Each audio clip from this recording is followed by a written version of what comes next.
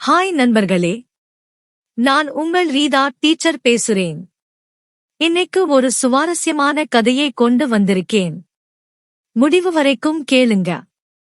இந்த கதை ஒரு பழைய பங்களா வீட்டின் கட்டுமான வேலை பற்றி.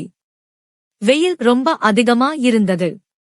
சிமெண்ட் வாசனையும் செங்கல் தூசியும் எல்லா இடத்தையும் நிரப்பியிருந்தது. மதிய உணவுக்குப் பிறகு வேலை மீண்டும் தொடங்கியது. அந்த நேரத்தில் திடீர்னு ஒரு அறைக்குள்ள இருந்து டட் டட் னு தொடர்ச்சியான சத்தம் கேட்டது. சுமார் 15 நிமிஷம் அந்த சத்தம் தொடர்ந்தது. அங்கிருந்த எல்லாருக்கும் என்ன நடக்குதுன்னு புரியல. அப்போ லட்சுமி அந்த அறையிலிருந்து வெளியே வந்தா. அவள் முகத்தில் வியர்வை, சின்ன வெட்க சிரிப்பு. நான் அவளிடம் கேட்டேன், லட்சுமி, உள்ள என்ன சத்தம் அது? இவ்வளவு நேரமா கேட்டுட்டே இருந்தது? லட்சுமி சிரிச்சுக்கிட்டே சொன்னா, அது தூத்துக்குடி கொத்தனார் இருக்காரே, அவர்தான் உள்ள வேலை பார்த்துட்டிருந்தார் ஷூட். நான் மீண்டும் லட்சுமியிடம் கேட்டேன். சரி, ஆனால் இவ்வளவு நேரம் ஒரே சத்தம் எப்படி வந்தது? லட்சுமி ஒரு நிமிடம் வியர்வையை துடைத்துக்கிட்டு மெதுவா சிரிச்சா. அவள் சொன்னா, உள்ள பழைய மரச்சாமான்களை எல்லாம் நகர்த்திட்டு இருந்தாங்க. ஒரு பழைய இரும்பு கம்பி இருந்தது. அது வெளியே வந்து கீழே விழுந்தது. அதான் அந்த சத்தம். நான் அவளை பார்த்து கிண்டலா கேட்டேன், அப்படின்னா நீ ஏன் இவ்வளவு பதட்டமா இருந்த? லட்சுமி உடனே சமாளிச்சா. அந்த கம்பி திடீர்னு என் பக்கம் வந்து விழப்போன மாதிரி தோணிச்சு. அதான் பயமா கத்திட்டேன் கூட். நான் சிரிச்சுட்டு சொன்னேன், அப்படின்னா அந்த தூத்துக்குடி கொத்தனார் ரொம்ப வேகமா வேலை செய்றாரா? லட்சுமி சிரிச்சுக்கிட்டே தலை குனிஞ்சா. ஆமா, ரொம்ப கெட்டிக்காரர்தான். எந்த பொருளை எப்படி செட் பண்ணணும்னு அவருக்கு நல்லா தெரியும்.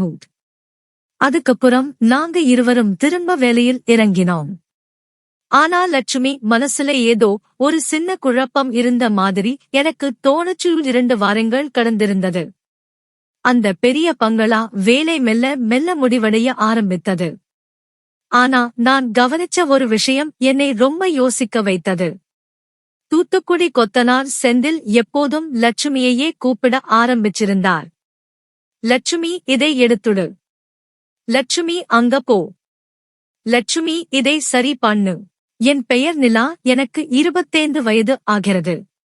திருமணமாகி 3 மாதத்தில் என்னுடைய கணவர் வேலைக்காக வெளிநாட்டுக்கு சென்றார். இந்த 3 மாதத்தில் நான் கர்ப்பமாகவில்லை. எனது சொந்தக்காரர்களில் சிலர் ஒரு குழந்தை பிறந்த பிறகு வெளிநாட்டுக்கு செல் என்று சொன்னார்கள். ஆனால் என் கணவர் வேலை பார்க்கும் கம்பெனியிலிருந்து கட்டாயம் வரவேண்டும் என்று சொல்லி இருக்கிறார்கள்.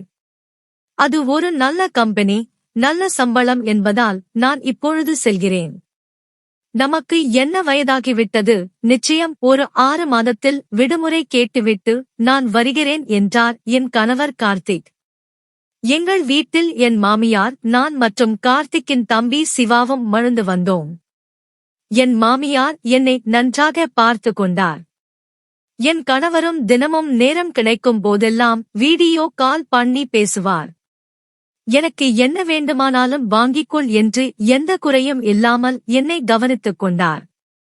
ஆனாலும் திருமணமாகி 3 மாதத்தில் சென்றதால் என்னால் அவரின் பிரிவை ஏற்றுக்கொள்ள முடியவில்லை. எவ்வளவுதான் வீடியோ கால் பேசினாலும் அவர் என் அருகில் இருப்பது போல் இல்லை. நான் தனிமையில் வாடிவிடக்கூடாது என்று வீடியோ கால் பண்ணும் பொழுது எல்லாம் என்னை அதிகமாக கொஞ்சுவார் என் கணவர் கார்த்திக். இப்படியே 2 மாதங்கள் கடந்தது. அவரின் நினைவுகள் என்னை மேலும் உணர்ச்சி வசப்படுத்தியது. அவரை எப்பொழுது பார்ப்போம் என்ற ஆவல் எனக்குள் இருந்து கொண்டே இருந்தது. என்னுடைய உணர்வுகளை புரிந்து கொண்ட என் மாமியார் எனக்கு சகதோயாக இருந்தார். என்னை அவர் மகள் போல் கவனித்துக் கொண்டார்.